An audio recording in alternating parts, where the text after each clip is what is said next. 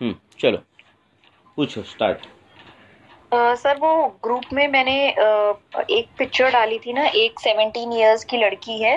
तो हाँ। सर उसके 17। काफ मसल से लेकर, हाँ 17 साल की। हम्म। तो सर उसके काफ मसल से स्टार्ट होकर नीचे पूरे लेग्स पे हम्म। उसकी पूरी वेन है ना, डायलेटेड सी दिख रही है। हम्म। और मतलब ऊपर ऊपर तो उसको ऐसे देखो तो ऐसा लग रहा है कि स्ट्रेच मार्क्स जैसे हैं।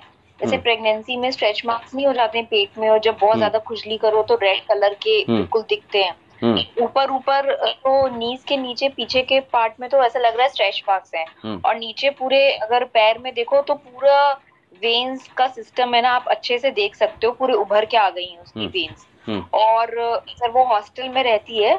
और सर वो बोल रही थी कि अगस्त में ही घर से हॉस्टल में आई है। हम्म। और हम्म। दिवाली के बाद से उसको पहले हल्का हल्का था, फिर दोनों पैर पे अभी बढ़ता जा रहा है, ये स्टार्ट हो गया। हम्म। और सर उस स्थान का अगर स्पर्श करें तो जो उसका नॉर्मल टेम्परेचर है वैसा ही है ना, ना ज्यादा उष्ण है ना ज्यादा शीत है। हम्म। उसका बॉडी का जैसा टेम्परेचर है वैसे ही वहां का टेम्परेचर है। हम्म। उसको वहां पे कंडू भी नहीं होता। पर अब वो बोलती है कि अगर वो दौड़ती है या हम्म। भागती है ज्यादा हम्म। तो उसको वहां पे पेन रहता है अब हम्म। कभी कभार से। हम्म।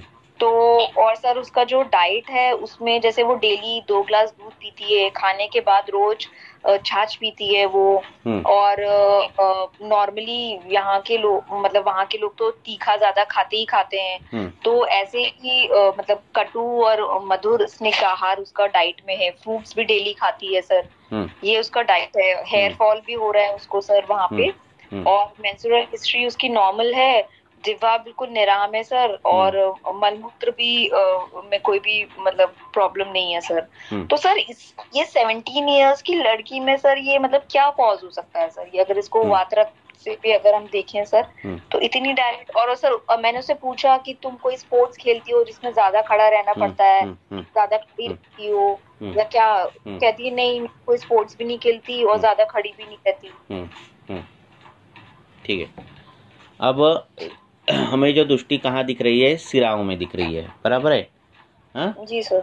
जी सर। और क्या दिख रहा है, वो सिरा फूल फूग रही है ना, वो बड़ी हो फूल गई, रही है जैसे डायरेक्ट सर डायरेक्ट है। पहले हाँ, पैर तो ये में। लक्षण जो जैसे है तो वो नॉर्मली वातपूर्ण। सर अपना हाँ। अपना मसल रहते हैं ना, तो हाँ। सर तो हम देख नहीं पाते हाँ। हैं कि मतलब क्या सिस्टम है, और उसकी अब ठीक है, अच्छे सुनो। से उभर के आ गई हैं। हाँ, तो ये जो उभर कर आना जो रहता है, सिरा पूर्णत्व, तो ये जो है वो वात का लक्षण बताया है। हाँ।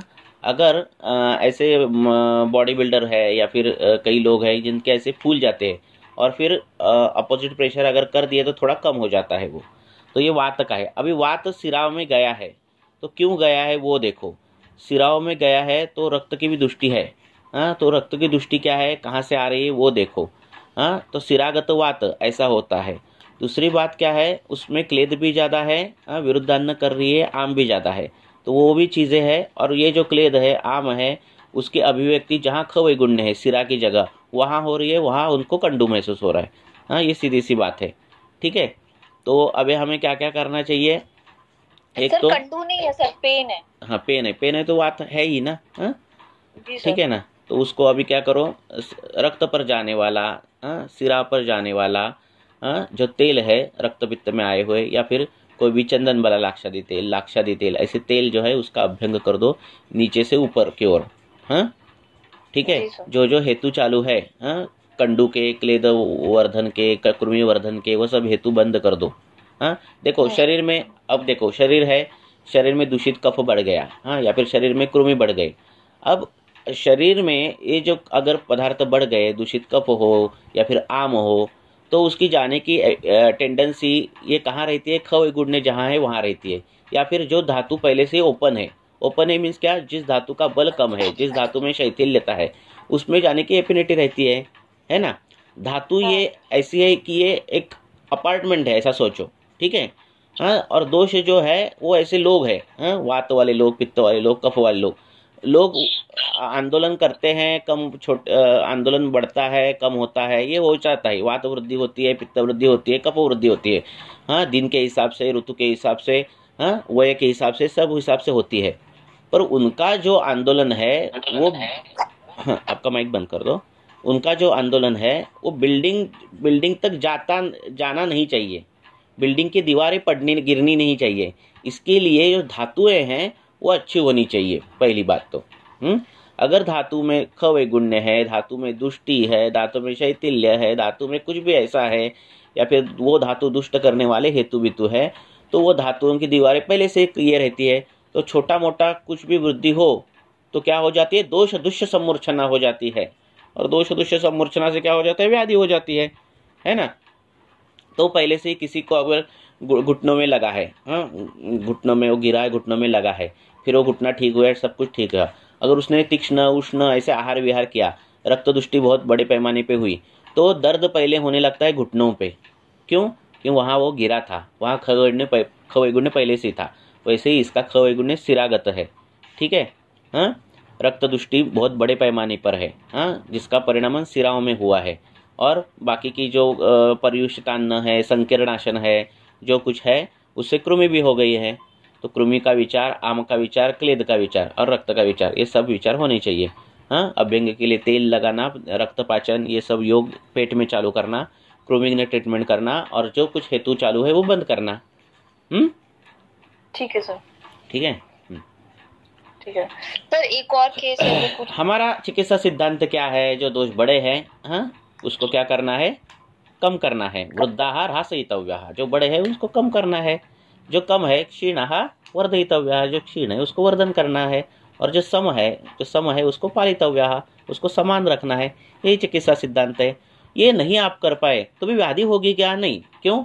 जब तक आपका धातु बल अच्छा है तब तक कुछ नहीं होगा, ठीक है ना। कोरोना काल में जिसका धातु बल अच्छा था उसको कुछ नहीं होगा। वात वृद्धि के लक्षण, पित्त वृद्धि के लक्षण, कफ वृद्धि के, ये वृद्धि के लक्षण है, ठीक है। ये आहार विहार से ठीक हो जाते हैं, ठीक है ना। जब दोष दुष्य सम्मूर्छना आ जाती है, व्याधि हो जाता है, तो औषधों की जरूरत पड़ती है। क्यों?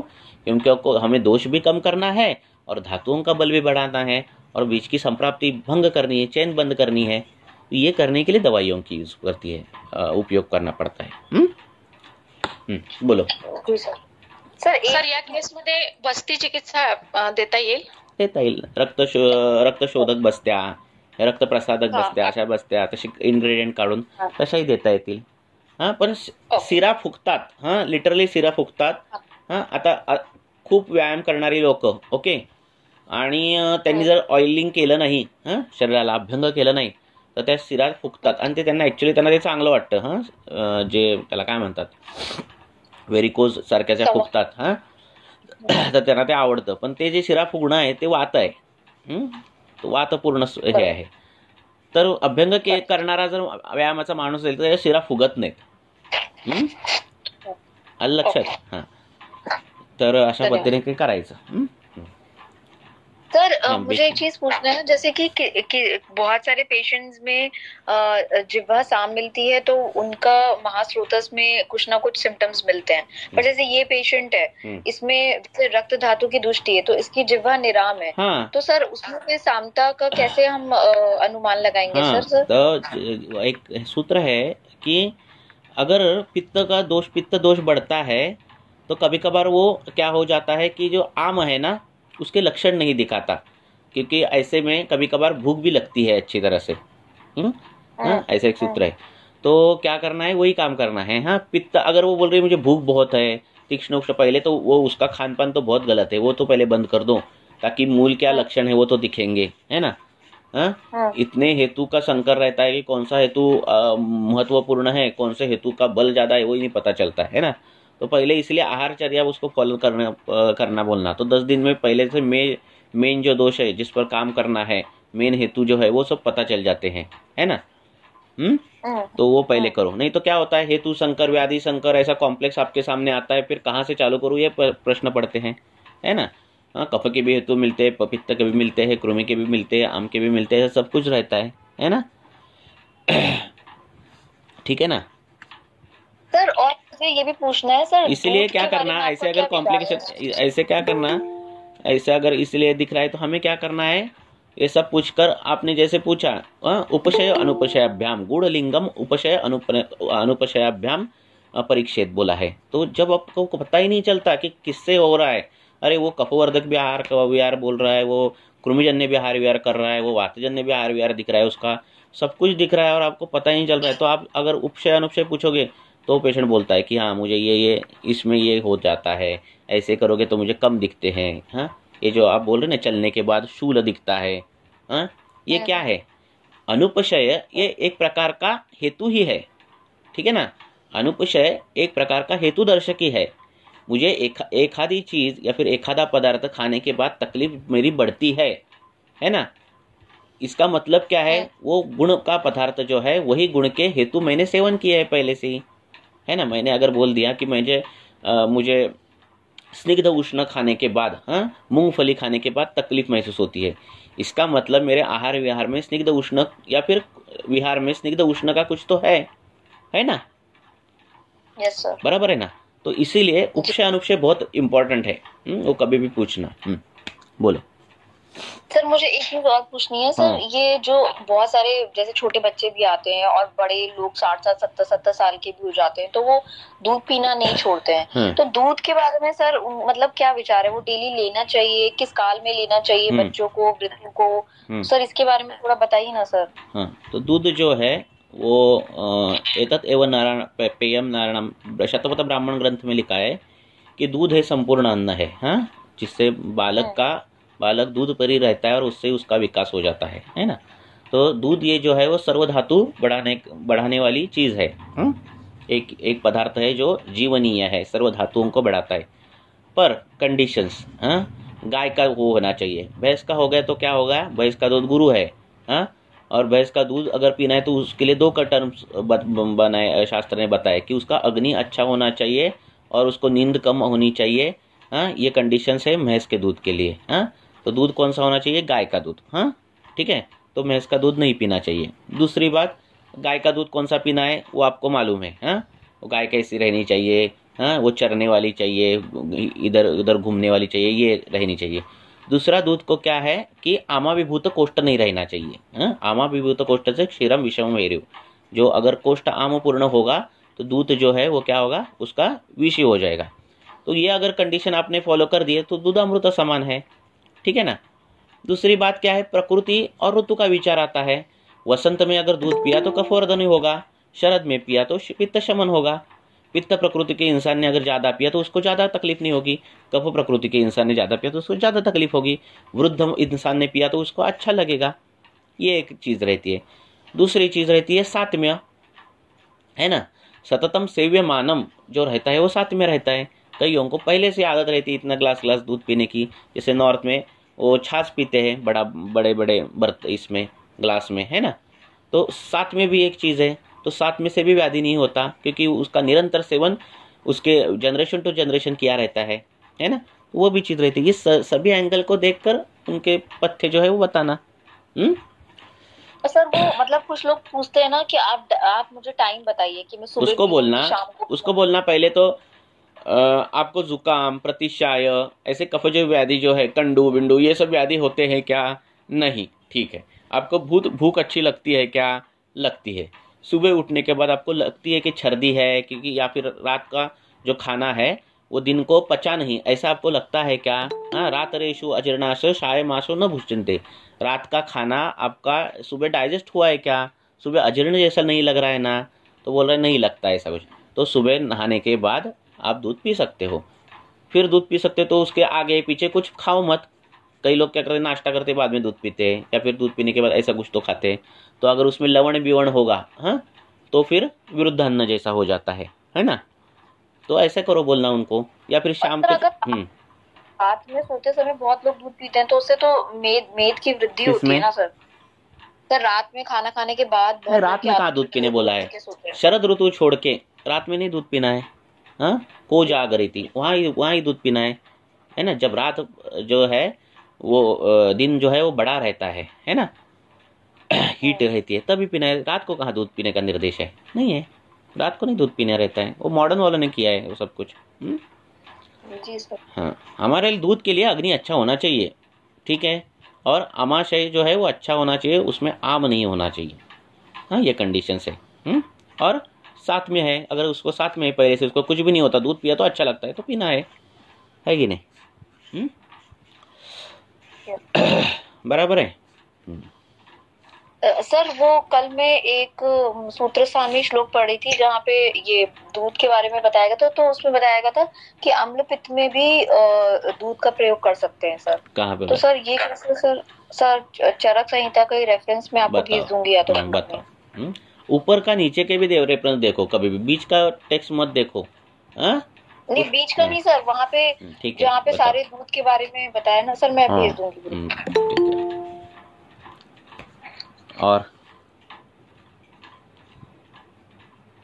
व्याधि के जीर्ण अवस्था में दूध पी सकते हैं, क्यों? क्योंकि धातु बल कम रहता है। जैसे उदर में तक्र पर रहने के लिए बोला है, फिर वो उसका व्याधि जाने के बाद फिर धातुओं का पोषण होने के लिए फिर दूध पर लाने के लिए बोला है, ठीक है ना? ऐसे बोलो। और सर एक बात और पूछनी थी सर, ये जो पेशेंट 17 इयर्स की है जिसकी वेन्स डायलेटेड है, तो सर ये डेली तक्र का सेवन करती है, तो तक्र के सेवन के गुण में तो ये भी बताया ना कि घृत व्यापक में हम तक्र का सेवन कर सकते हैं। तो यानी कि सर इसके जो स्निग्ध वाले गुण है तो सर तक्र से तो कम होने चाहिए थे ना सर? पहली तो बात है कि तक्र पीता है इंसान, तक्र पीता है जो रुग्ण, वो तक्र ही पीता है कि घोल, मथित, उदश्वित, तक्र पीता है? इसमें से कौन सा तो एक पीता है, उसके गुण के आधार पर भी निर्भर रहता है। बराबर है? हाँ, ये भी है ना। Yes sir. हाँ, तो ये भी चीजें रहती है। इंसान बोलता है मैं तक्र पीता हूँ और वो घोल पीता रहता है ना? ऐसे भी है। हाँ? तक्रम तो ग्रहणी दोष है, दीपनम ग्राही लागवत, ये तक्र के गुण है। संग्रहकार भी बोलते हैं, संग्रहकार एक गुण और एक बोलते हैं कि तक्र जो है वो कंठस्थ कफवर्धन करता है।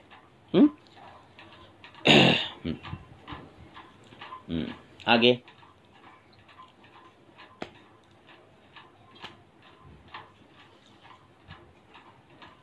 पूछो। पहले वो जो मल्टीपल खाना खाती है ना, अध्यशन, वो पहले कम करना चाहिए, है ना? इतना खाना वो बीच बीच में खा रही है, वो अध्यशन ही पहले बंद होना चाहिए। अध्यशन ये आम का मुख्य कारण है। आम के कारण देखोगे तो, ठीक है ना? तो वो पहले बंद होना चाहिए।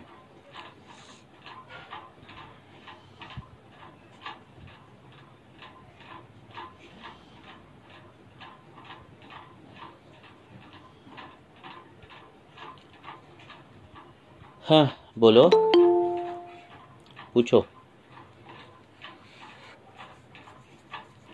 सर मैं एक और पेशेंट के बारे में पूछ लूं? पूछो ना।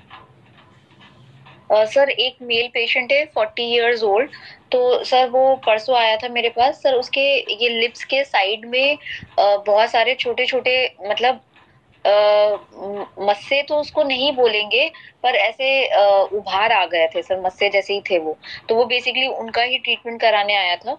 तो फिर जब मैंने हिस्ट्री ली तो पता चला कि वो टबैको इतना ज्यादा खाता है कि मतलब हमेशा उसके मुंह में रहता ही है वो, और बहुत सालों से वो खा रहा है, और शायद अल्कोहल ड्रिंकिंग की भी उसकी हिस्ट्री है। हाँ। तो और सर पेशेंट भी ओबीस है, और उसका खाना भी और स्निग्ध उष्ण वैसा ही है।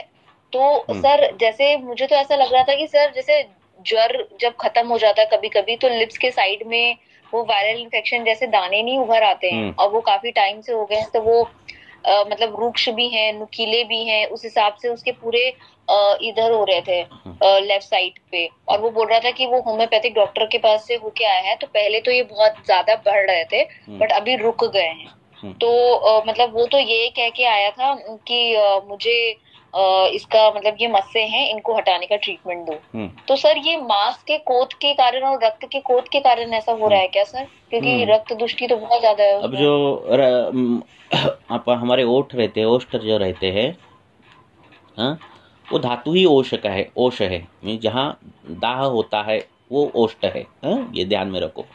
तो मुखोष्ठ, गुदोष्ठ, भगोष्ठ, ऐसे 3 ओष्ठ है।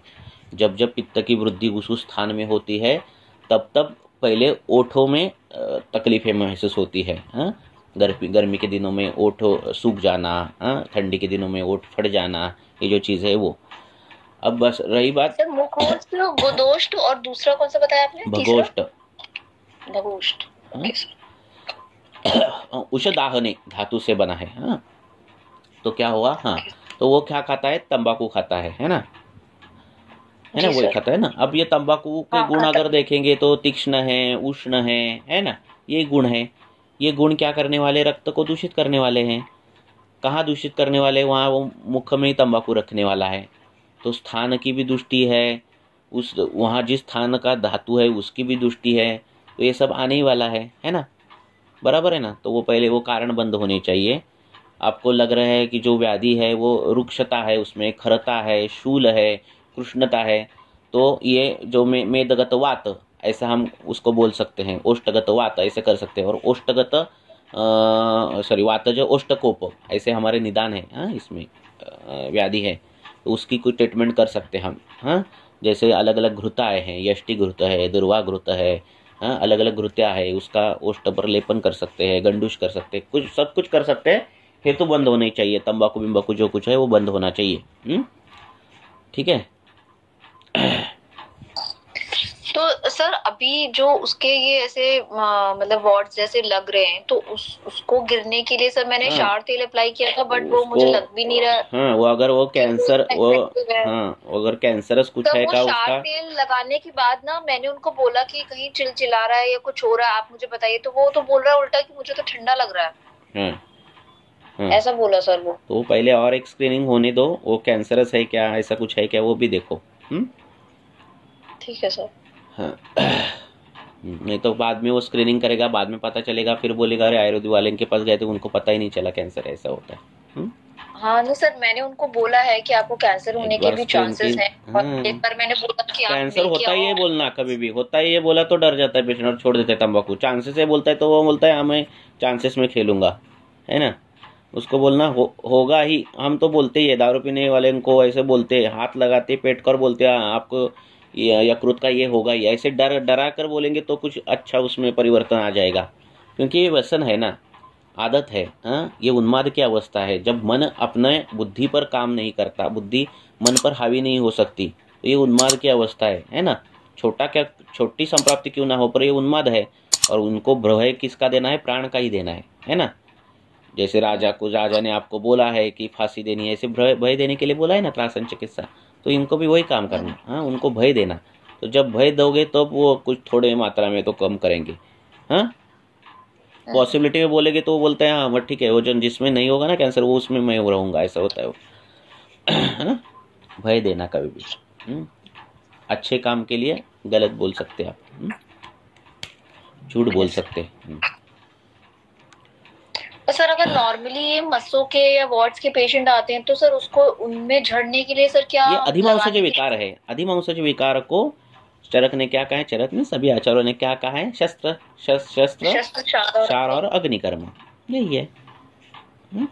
सिर्फ अर्श में कहने के लिए उन्होंने ज़्यादा उन्होंने प्रेशर नहीं किया है। हाँ? बाकी सभी अधिमांसज विकार को उन्होंने बोला है कि ऐसे करो। तो सर शार में सर क्या यूज करेंगे सर? क्षार में आप अब देखो उसका आप यवक्षार करके यूज कर सकते हो, या फिर स्नुही का क्षार बनाकर क्षार यूज कर सकते हो। इस सबसे अच्छा अग्निकर्म ही कर दो, ताकि वो पुनर्भव नहीं हो जाएगा। क्योंकि वो जो भाग है वो रोज रोज दहन करने से अच्छा एक बार ही दहन कर दो, है ना। ऐसे अर्श में बोलते समय चरक ने बोला है कि आप चरक में सुश्रुत ने भी, सुश्रुत तो इतना शल्य तंत्र वाला है, तो उन्होंने डायरेक्ट बोलना चाहिए ऑपरेशन पर, उन्होंने भी बोला है कि आप चिकित्सा करो अर्श की। क्यों? क्योंकि ये जो मर्म है गुदा का मर्म है, और इस पर अगर हमने शस्त्र क्षार आदि प्रयोग कर दिए तो फायदे से ज़्यादा नुकसान होने की शक्यताएं ज़्यादा है। हाँ, ठीक है ना। तो नुकसान क्या क्या होने की शक्यता है, प्रोलैप्स ऑफ रेक्टम हो जाता है, गुदभ्रंश हो जाता है, संस्र हो जाता है, और नपुंसकता आ जाती है। हाँ, ऐसा बोला है। तो उन्होंने उस समय बोला कि आप जितना चिकित्सा से ठीक कर सकते हो उतना चिकित्सा से ठीक करो। अर्श अधिमांस विकार होकर भी उन्होंने ऐसा कहा है। हाँ, और मांस की दुष्टि रहती है जिनमें, अविधिवत मांसाशन करने वाले लोग, इनमें ये सब पाया जाता है कभी कभार। व्यान की दृष्टि होनी चाहिए, मांस की दृष्टि होनी चाहिए। तो ये अर्श की संप्राप्तियाँ, अलग अलग जगह के अर्श, गुदार्श भी, नासार्श, कर्णार्श, ऐसी जगह जगह पर अर्श आ जाते हैं। तो विधिवत मीन्स क्या, मांस सेवन के नियम है कि सद्यो हताहा, झट से मरा हुआ, एक बेबी मरा है और ऐसे काटा है, ऐसा। और उसके जो नियम है, कैसे मरा है, किससे मरा है, वो मांस कैसा है ना, पतला नहीं होना चाहिए, जाड़ा स्थूल, वो प्राणी स्थूल नहीं होना चाहिए, वो एकदम बाल भी नहीं होना चाहिए और वृद्ध भी होना नहीं चाहिए, ऐसे सब नियम है। उस प्रकार से अगर मांसाशन किया तो उसके फायदे हैं, नहीं तो डायरेक्ट मांसदुष्टि होने के चांसेस ज़्यादा है।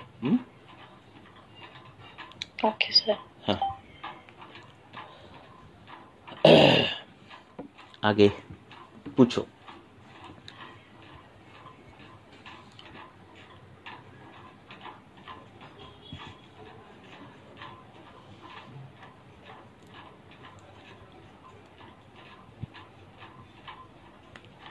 हाँ, पूछो।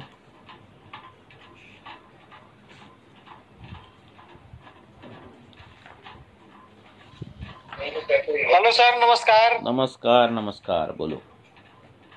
सर, एक क्रोनिक किडनी डिजीज का पेशेंट है जिसका आज से 5-8 महीने पहले वो डायलिसिस हुआ था 2-4 बार। कारण उसका था कि वो जिम करता था और प्रोटीन का सेवन करता था, और दूसरा कि उसको चाइल्डहुड से HIV पॉजिटिव। फिर क्या कर और सकते? बीच में हुआ क्या कि वो HIV का कोई ट्रायल ड्रग खाया, एलोपैथिक मेडिसिन HIV का। उसके बाद से उसका क्रेटिनाइन बढ़ गया, तो डॉक्टर ने उसको बोला कि ये जिम का पाउडर खाने से हुआ है। जिम वाले ने बोला कि तुम HIV का ट्रायल ड्रग खाए हो, इससे हुआ है। अब पेशेंट को समझ में नहीं आया किस कारण से हुआ है। और लेकिन वो डायलिसिस 2-4 बार कराने के बाद वो आयुर्वेद में इलाज कराया, तो उसमें गोक्षुरा, पुनर्नवा और सर्वतोभद्रवटी, नेरी KFT वगैरह दिया गया, तो उसको आराम आ गया, ठीक है। लेकिन फिर 4-6 महीने में उसका क्रेटिनाइन 15 हो गया 8 से, और हेमोग्लोबिन लगातार उसका गिर रहा है। तो सर, इसमें तो कारण क्लियर समझ में नहीं आया कि HIV का ट्रायल ड्रग का रहा कि उसका प्रोटीन पाउडर रहा जिम वाला। सर, इस पर थोड़ा सा प्रकाश डालेंगे। जो ऐसे पेशेंट असाध्य है, जो ठीक ही नहीं होने वाले, उनको छोड़ना बोला है चरक ने। क्यों बोला है? क्योंकि आप ट्रीटमेंट दोगे, थोड़ा फार उपशय मिलेगा ये 1-2 लक्षण में, फिर भी मरने वाला तो है ही, ठीक है ना। उसके पैसे जाएंगे, आपकी यश हानि कीर्ति जाएगी, बराबर है ना। हाँ, तो प्रत्याख्य ये चिकित्सा कर सकते, पेशेंट को बोल सकते, देखो ऐसा ऐसा सब कुछ है, मैं थोड़ा आप पर काम कर सकता हूँ। तो ऐसे नहीं मैं बोल सकता कि ट्रीटमेंट से आप ठीक ही हो जाओगे, है ना। प्रत्याख्य, प्रतिआख्य उसको बोलकर ऐसे ट्रीटमेंट करना। तो फिर उसको अभी क्या हमें करना है, उसका सब देखो। क्या देखो, हेतु अभी रहने दो, क्योंकि अभी वो हेतु हो गए अभी, है ना, बड़े बड़े हेतु। अभी व्याधि उसको, अभी उसका प्राण रक्षण करना, ये बहुत, प्राण रक्षण भी नहीं, प्राण थोड़े फार इसमें बढ़ाना, ये हमारा काम है ना। हाँ, तो अभी उसको क्या क्या करना है, आपका जो कुछ आहार है, आहार्य कल्पना, पानीय कल्पना, ये जो सब चीज़ें हैं, वो उसके धातुओं को बल बढ़ाने के वाली चालू कर दो, ठीक है ना। दूसरी बात, वो व्याधि कौन सा है, वृक्क का है। वृक्क किससे बनता है? शोणित मेद प्रसादेन बनता है ना जी सर। हाँ, और वृक्क का पोषण किससे होता है? आमाशय से क्लेदा वृक्क पुष्यंती, है ना। तो आपको क्या करना है कि रक्त पर जाने वाली, मेद पर जाने वाली घृत कल्पनाएं उसको चालू कर देनी है। हाँ, इससे कुछ बड़ा होगा ऐसे नहीं, पर विचार हमारा सही होगा, ठीक है। तो इस विचार से उसको चालू कर दो। हाँ, रक्तपाचक, मेदोपाचक चालू कर दो। गाय का घृत जो है वो धीरे धीरे कम मात्रा में चालू कर दो, जैसे उसका अग्नि है उस हिसाब से। नित्य उसको अभ्यंग चालू कर दो। हाँ, अभ्यंग में अभी उसको कृष्ण विवर्णता, भारक्षय, ये सब है ना जी। हाँ, तो उसको ब्रूहण करने वाला तेल, जिसमें क्षीर से सिद्ध किया हुआ, ऐसे कोई आप विचार करके युक्ति प्रमाण से कोई भी अच्छा तेल, या फिर घृत का लेपन शरीर पर, हाँ ठीक है, वो चालू कर दो। माश अश्वगंधारी तेल है, या फिर सिंपल शतावरी, विदारी, यष्टि मधु, इसका एक तेल है, हाँ, वो तेल जो है वो चालू कर दो, हाँ, जिससे मांस भ्रूण हो जाता है। अभी उसको बल बढ़ाना है ना, और बल किस पर निर्भर है, अभी उसका रक्त पर है, मांस पर है, ठीक है ना, बराबर है, ओज पर है, हाँ।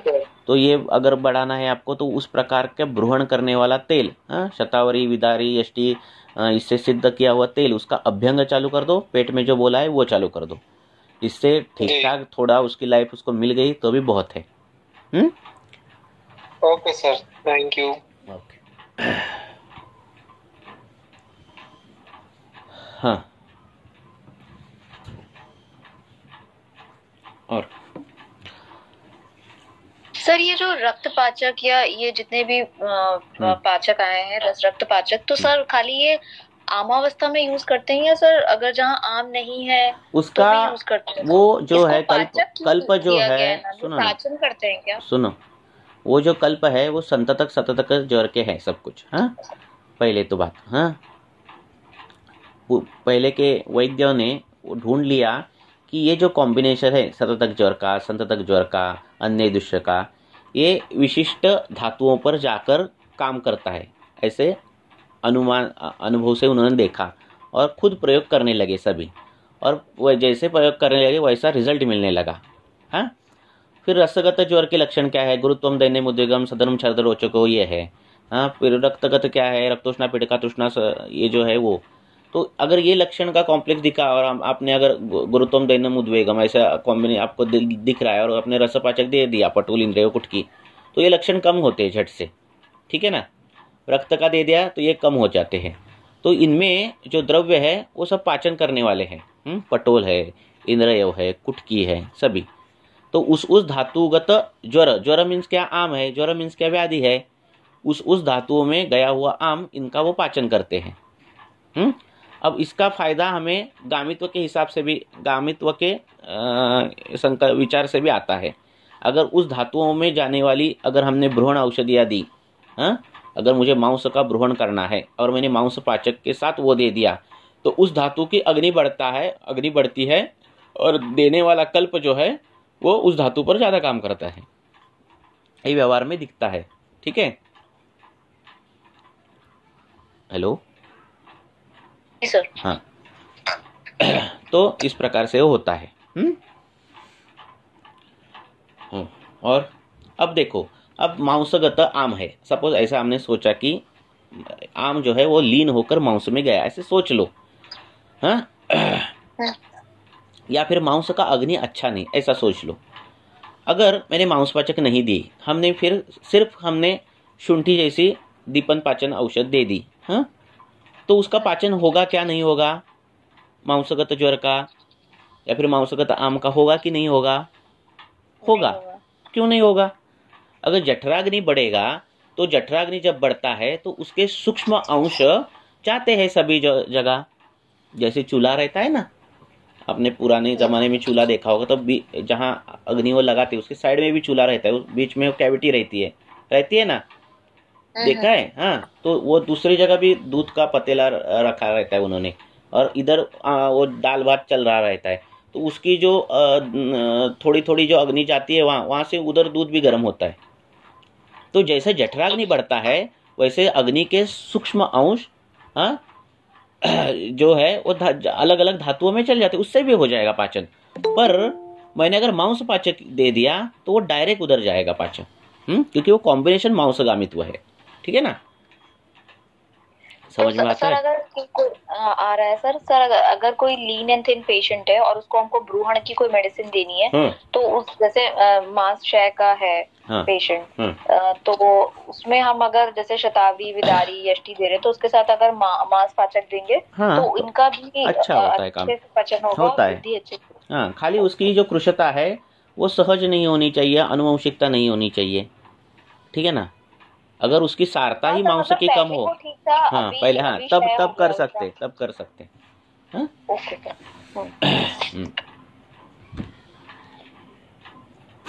सर आम बात के बोलो, जैसे आम बात मल्टीपल जॉइंट्स पेन है स्टिफनेस है, मॉर्निंग स्टिफनेस है। हाँ। तो उसमें पेशेंट को समन और शोधन में क्या विशेष दिया जाए? नहीं, उसको आम पाचन करना है ना। सामवात, जी, आमवात जो है वो कब बढ़ता है? सुबह बढ़ता है, रात को बढ़ता है, जब वर्षा ऋतु आती है तब बढ़ता है, आकाश में काले ढग आते हैं तब बढ़ता है, अध्ययन किया तो बढ़ता है, शूल जो शूल है ना तब बढ़ता है। तो ये जब आम जहाँ ये है अवृत तत्व जहाँ जब जब आता है तब तब वो शूल बढ़ता है ना। तो इसलिए वो आम हुआ आता है। हाँ? हमें क्या करना है? आम का पाचन करना है। बराबर है ना? जी सर। हाँ। जैसे बहुत पुराना इस समस्या 20 साल से पुराना है, एलोपैथिक किसका? दवाई खा रहा है, आम बात का। फिर तो वो शोधन के लिए पंचकर्म कराना चाहता है। कैसे? पहले पाचन होना ही चाहिए, है ना। जी जी, पाचन के बाद। पाचन के बाद ही सब कुछ। ठीक है ना। आमवात में आप वैतरण बस्ती दे सकते हो।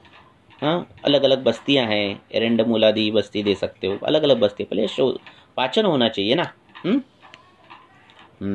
सर पाचन किससे किया जाए इसमें? आम पाचन बहुत सी द्रव्य हैं, शुंठी से है, एरेंडल तेल से है, बहुत सी द्रव्य है, एरेंडमूल है जो उष्ण है, पाचन करने वाला है, वो सभी से कर सकते हैं। है ना। Okay sir. मुख्य शुंठी, विश्व भेषज। और तापस्वेद से पाचन होता है, स्थानिक, है ना। सर अजमोदादी भी दे सकते हैं? हाँ, दे सकते हैं ना। देने के लिए क्या है? देने के लिए सब कुछ दे सकते हैं। हमारी तलवार इम्पोर्टेंट नहीं है, तलवार के पीछे जो हाथ है वो सिद्धांत महत्वपूर्ण है। ठीक है ना। शस्त्र को महत्व नहीं है। शस्त्र चलाता कैसे है उसको महत्व है, सिद्धांत क्या है। ठीक है ना।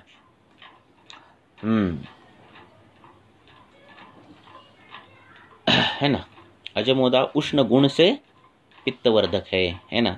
हिंगू उष्ण तीक्ष्ण से पित्तवर्धक है।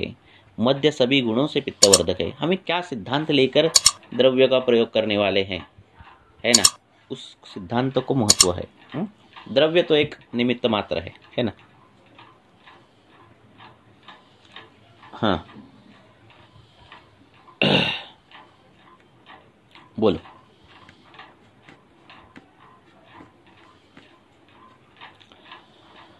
और पूछो 2-3 क्वेश्चन 10 बजे तक।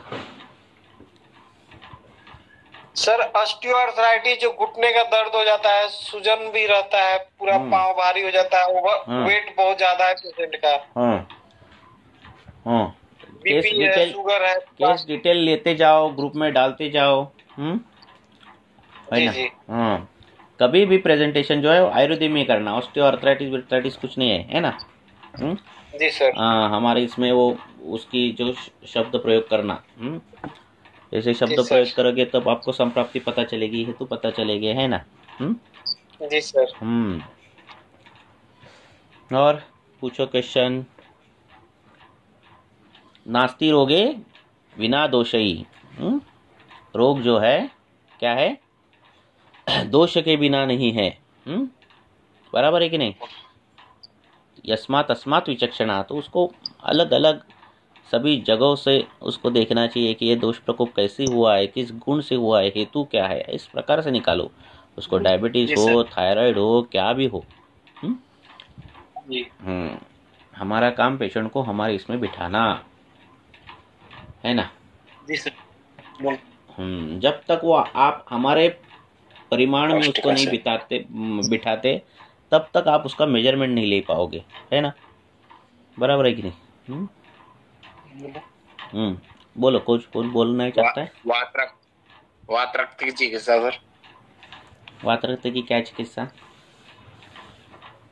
वात रक्त में क्या क्या मेडिसिन दे सकते हैं, क्या क्या पंचकर्मा करवा सकते हैं? रुग्ण के अनुसार है। ये रोग जो है नाम दिए है ना, वात रक्त। अब हमारे सामने 2 वात रक्त के पेशेंट आ गए तो दोनों की चिकित्सा अलग रहेगी ना, है ना।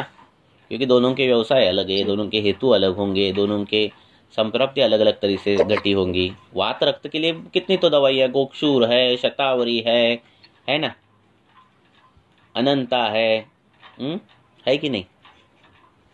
पिंड तेल है लगाने के लिए, गोक्षुरादि गुगुड़ है, अमृतादि गुगुड़ है, अमृता है, बला है, कितने दवाइयाँ तो बहुत है हमारे पास, पर किसको क्या यूज करने के लिए हमारे पास केस चाहिए, है कि नहीं। इतना ऐसा नहीं है हमारा ये व्याधि, ये मेडिसिन, ये व्याधि ड्रग और डिसीज नहीं है व्याधि। फिर सिंपल हो जाता है ना। ज्वर को ये, रक्तपित्त को ये, काश को ये, श्वास को ये, हिक्का को ये, है ना। 2-3 पेज में खत्म संहिता। बराबर है कि नहीं जी? बराबर। हाँ, पूछो क्या पूछना चाहते हो।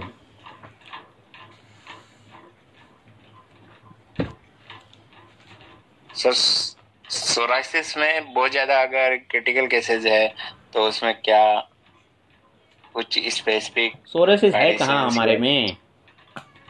सोरेसिस किस कहाँ लिखा है? सोरेसिस चरक में लिखा है, सुश्रुत में लिखा है? एक कुष्ठ। हाँ, एक कुष्ठ है, क्या है? हाँ, आप सर, क्या पूरे बॉडी में लीजन है। हो जाता है, पूरे बॉडी में हो, पूरा इसमें हो जाता है। जी। केस डिटेल लेनी चाहिए, हेतु बंद करनी चाहिए, छोटी मोटी जो चीजें वो होनी चाहिए, डायरेक्ट चिकित्सा स्थान पे आना नहीं चाहिए। कुष्ठ की चिकित्सा तो करने के लिए आपको अच्छी तरह से अंशांश कल्पना का ज्ञान होना चाहिए, ठीक है ना।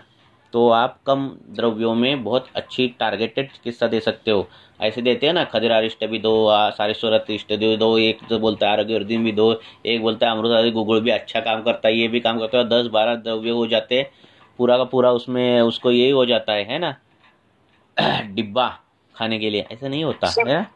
सर 3 साल से है पेशेंट को, 3 साल पहले शुरुआत हुई उसकी। 3 साल होने दो, 10 साल होने दो, हेतु निकलने चाहिए, ठीक है ना।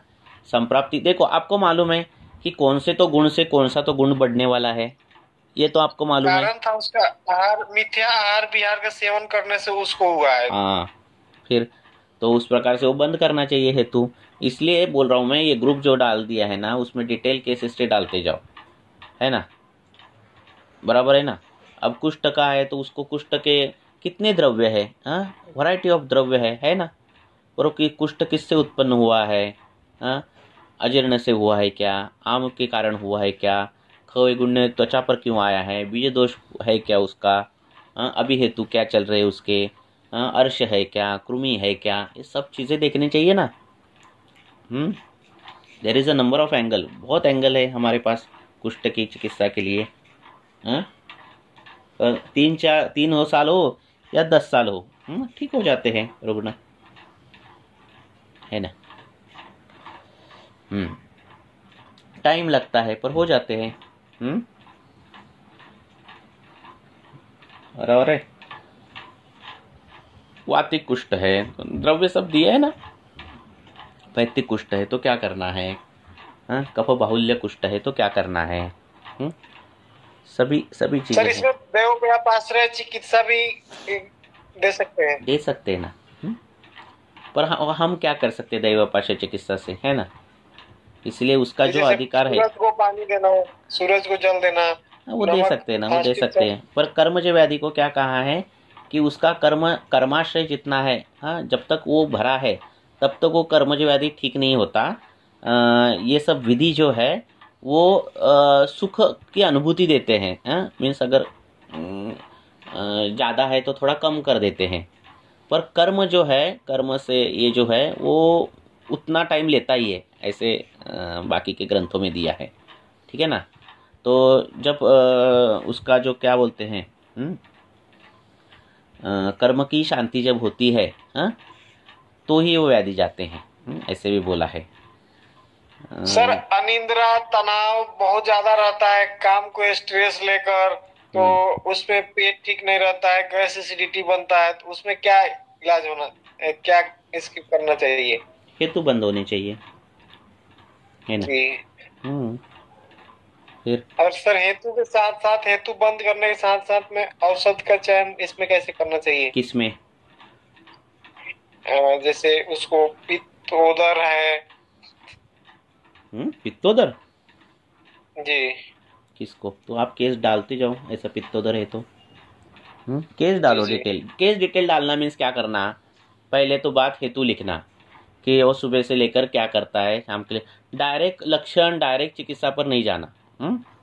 ठीक है ना, वो क्या करता है, जी हेतु क्या है, वहाँ से जाना। फिर आप उसको गुणों का चयन करो कि ये गुण से ये हेतु बन गए हैं, यहाँ जहाँ इस गुण वजह से खवैगुण्य आ गया है, हाँ, इसका चयन करो। फिर स्वतंत्र व्याधि कौन सी है उसमें पहले आई थी क्या, हाँ, बड़ी कुष्ठ था, अर्श था, ग्रहणी थी, ये सब कुछ है क्या, वो उसका अध्ययन करो। फिर ये लक्षण स्वतंत्र है परतंत्र है, इसका अध्ययन करो।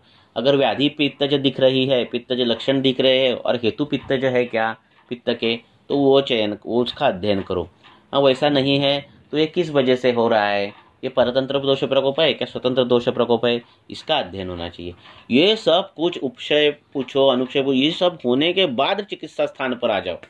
होता क्या है, हम केस कैसे देते हैं, सर नाड़ी ये है, ये मल प्राकृत है, मूत्र प्राकृत है, निद्रा प्राकृत है, अब देखो दे दो ट्रीटमेंट। अब ऐसा क्वेश्चन आता है व्हाट्सएप पर, आप पूछते हो तो मुझे क्या करना, अभी उसको आंसर नहीं दिया तो आपको लगेगा अरे सर आंसर नहीं दे रहे, आंसर दिया कुछ ट्रीटमेंट तो वो गलत हो जाएगा क्योंकि वो केस ही डिटेल नहीं रहती है ना। तो मिनिमम एटलीस्ट पॉइंट की जिससे मैं संप्राप्ति का एटलीस्ट तर्क लगा सकूं, उतने तो पॉइंट्स मेरे पास आने चाहिए ना आपके, तब जाके कुछ उसको मैं बता सकता हूँ। तो सुबह उठता हूँ व्हाट्सएप पर 7-8 मैसेज ऐसे रहते, सर ये केस है, इसका ऐसे हुआ, उसका ऐसे हुआ, मैंने ये ली वो दी और ये दवाई दी, 7-8 दवाई। अरे पर आपने वो क्यों दी, उसका कुछ ये अध्ययन नहीं है।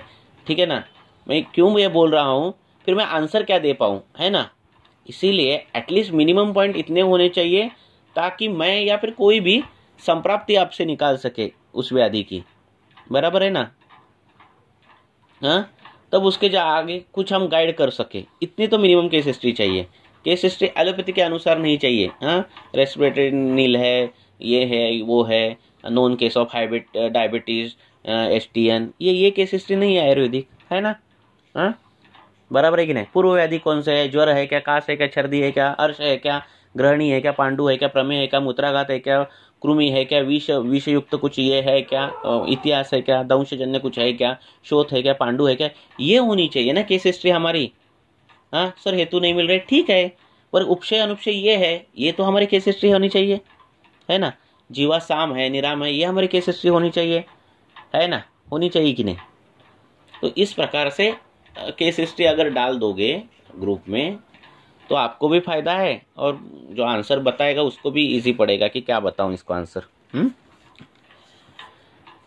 है कि नहीं, बराबर है कि नहीं। जी सर। ये तो प्रश्न पड़ता है कि अरे उसको एक कल्प बताकर छोड़ दूं क्या, उसका भी समाधान मेरा भी, ऐसा हो जाता है कभी कभार भी दिमाग में, है ना। फिर बोलो सोचता हूँ कि अरे नहीं, उसको अगर देखा था कल्प दे दिया, अगर वो ऐसा निदान नहीं हुआ तो वो रुग्ण पर, अरे सर ने कहा कॉन्फिडेंट के साथ वो रुग्ण को देगा और कुछ अलग ही हो जाएगा, ऐसे होता है, मन में आता है। तो इसीलिए आंसर दू भी प्रॉब्लम, ना दू भी प्रॉब्लम में ऐसे होता है। इसीलिए एटलीस्ट इतने पॉइंट्स होने चाहिए कि उसका कुछ अध्ययन हो सके उस पॉइंट से कि केस के बारे में। बराबर है कि नहीं। इसीलिए मैंने बोला है हर एक को कि मिनिमम केस पेपर जो फॉर्मेट है ना, उतना तो पहले केस पेपर हमारे पास चाहिए ही चाहिए। इतने तो पॉइंट ग्रुप में भी डाला था 1-2 लोगों ने कि फॉर्मेट ऐसा होना चाहिए, हिंदी में मराठी में दोनों में। इतने मिनिमम पॉइंट तो होने चाहिए जितना आप निकाल सकते हो। फिर उसके बाद जो है वो चिकित्सा है। चिकित्सा बहुत सिंपल चीज़ है। ऐसा ठीक है। और एक प्रश्न लेंगे और रुकेंगे, बोलो। सर ये मेरा क्वेश्चन ये आहार के संबंधी था। तो जैसे दधि सेवन तो हमारे इसमें निषिद्ध ही बोला है। लेकिन कोई वैद्य बोलते हैं की खाणे के एंड में दही भात खायचा असं सांगतात। और गर्भिणी में भी बताया है। तो कई बार कोई बोलता है कि उसमें अदरक स्वरस डाल के वो लगाओ और फिर खाओ, तो ये सही है या गलत है, मतलब नहीं क्या है लेना। पहली बात क्या है, मैं बोलता हूँ, कोई बोलता है इसको महत्व ही नहीं है।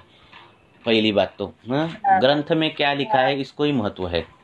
कितना भी मैं भी कितना बड़ा हूँ या फिर वो कितना, इसका कुछ भी मायना नहीं है। वाग्भट बड़े हैं, चरक बड़े हैं, सुश्रुताचार्य बड़े हैं, है ना, बराबर है ना। हाँ, तो दही का श्लोक बोला है, उस प्रकार दही का सेवन करना है। ननक्तम दधी भुज्यते न चाप्य घृत शर्करा।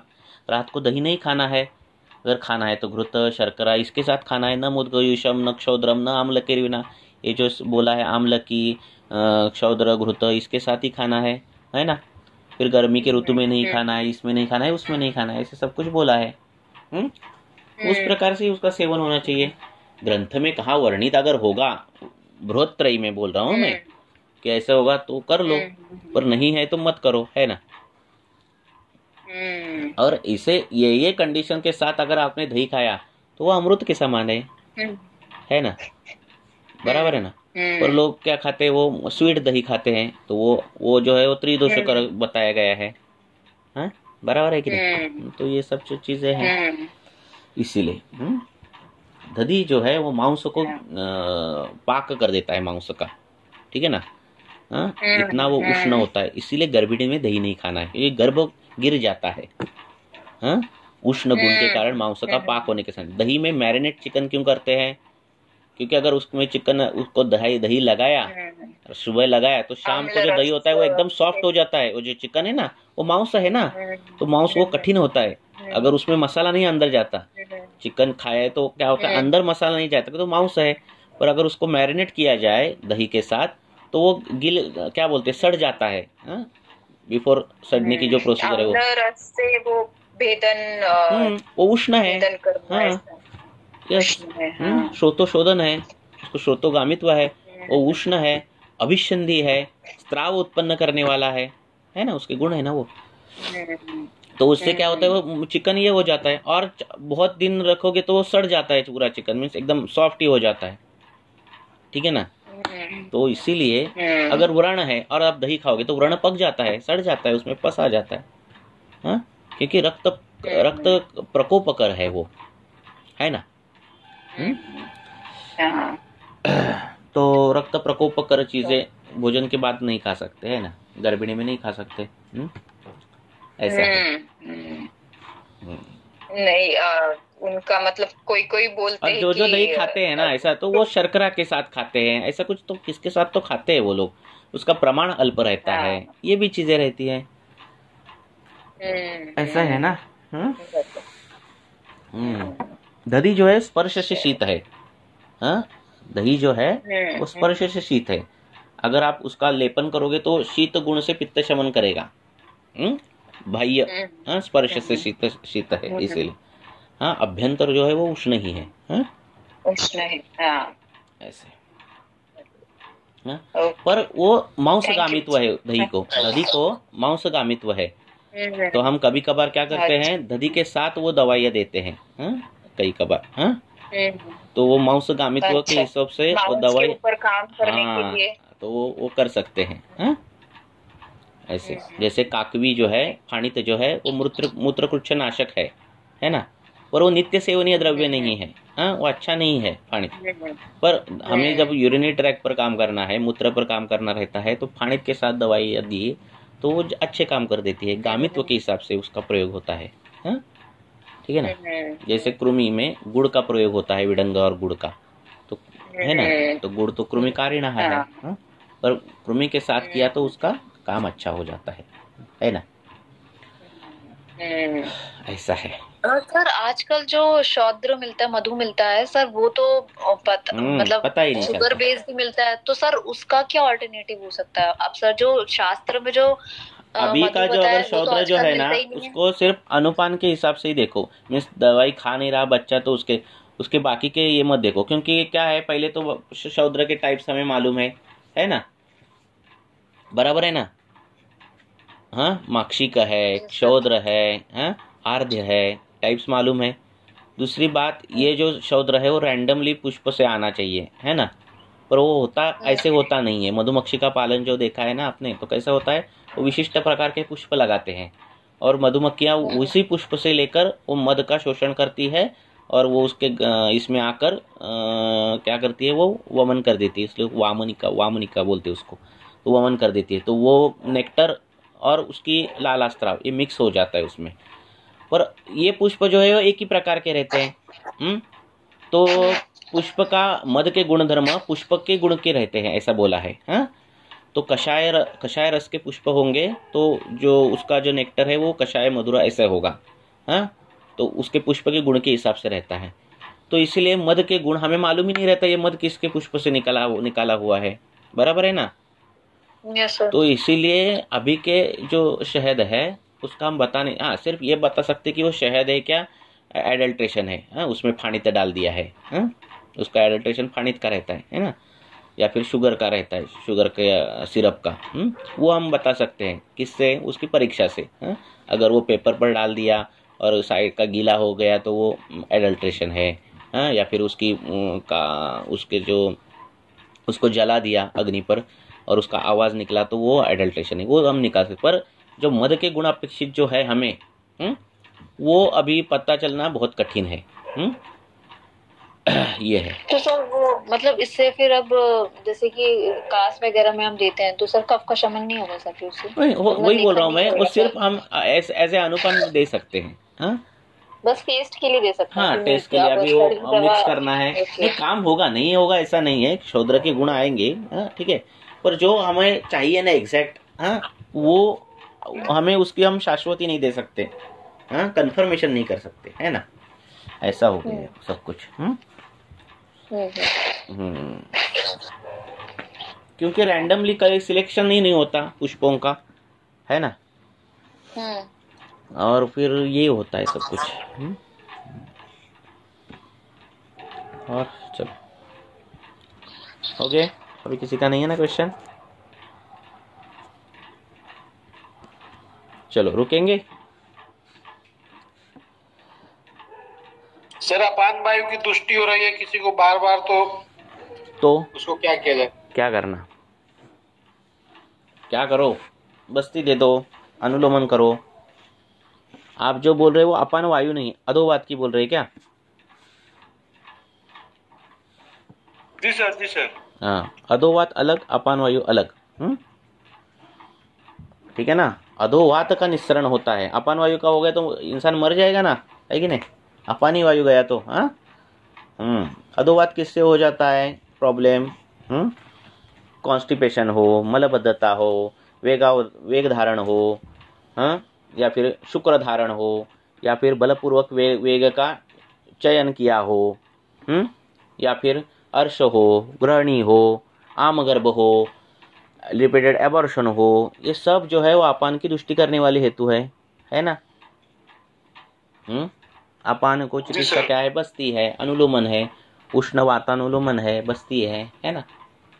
अधो नाभि प्रदेश उस हिसाब से, पेशेंट के हिसाब से होगी ना वो बस्ती। बराबर है कि नहीं? सर बस्तियां बहुत है, अब बस्तियां पड़ी नहीं अपने सिद्धिस्थान में। अलग अलग बस्तियां हैं, है ना। बोलो क्या, बोलो आपके सभी प्रकार के प्रश्न आपको आंसर मिलने चाहिए, है ना, बोलो। जी सर। पर आपको पढ़ना भी अनिवार्य है। हाँ, बोलो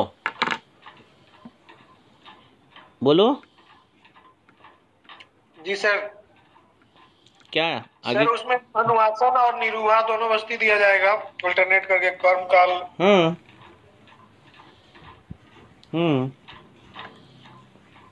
दिया जाएगा। ठीक है, जी सर। चलो okay, good night. Good night sir, thank you.